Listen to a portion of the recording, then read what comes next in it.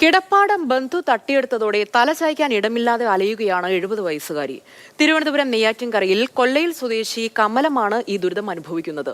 സമീപത്തെ വീടുകളിലാണ് കമലം അന്തിയുറങ്ങുന്നത്. കൊല്ലയിൽ കൊറ്റാമം കാലാക്കുഴി വീട്ടിൽ പരേതനായ ഉദയാസിംഗിന്റെ ഭാര്യ കമലം 5 സെന്റ് സ്ഥലം കൈവശമുണ്ടായിരുന്നു. ഭർത്താവിന്റെ സഹോദരപുത്രനാണ് സ്ഥലം കൈക്കലാക്കിയതെന്നാണ് പരാതി. മലയാളം എഴുതാനും വായിക്കാനും അറിഞ്ഞൂടാ.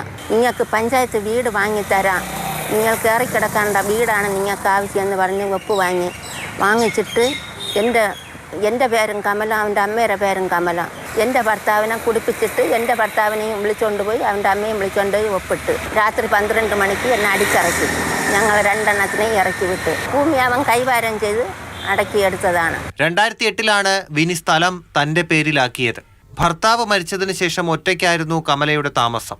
കഴിഞ്ഞ മഴയത്ത് ഇവർ താമസിച്ചുകൊണ്ടിരുന്ന കെട്ടിടം നിലംപൊത്തി. ഇതോടെ കമലത്തിന് കിടപ്പാടം നഷ്ടമായി. ഇവരെ സഹായിക്കാമെന്നുള്ള വ്യാജേന ഇവിടെ ഒപ്പം കൂടുകയും ഇവരുടെ പേരിലുണ്ടായിരുന്ന വസ്തു മുഴുവൻ എഴുതി വാങ്ങുകയും ചെയ്തു.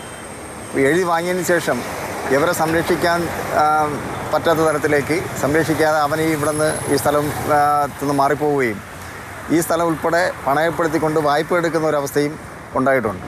അന്തി ഉറങ്ങാൻ സമീപത്തെ വീടുകളെയാണ് കമല ആശ്രയിക്കുന്നത്. കമലത്തിന് വീട് വെച്ച് നൽകാൻ നാട്ടുകാർ തയ്യാറാണ്.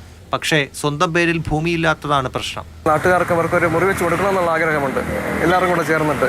പക്ഷേ ഇവരുടെ സ്ഥലം ഇവരുടെ പേരില്ലാത്തതുണ്ടോ കാര്യങ്ങളൊത്തുണ്ടോ എന്താണ് നിയമപരമായിട്ടുള്ള തടസ്സം നിൽക്കുന്നുണ്ട്, നമുക്കൊന്നും ചെയ്യാൻ സാധിക്കുന്നില്ല. സ്വത്ത് തട്ടിയെടുത്തതുമായി ബന്ധപ്പെട്ട് മുഖ്യമന്ത്രിക്കുൾപ്പെടെ കമല പരാതി നൽകിയിട്ടുണ്ട്. മാതൃഭൂമി ന്യൂസ്, തിരുവനന്തപുരം.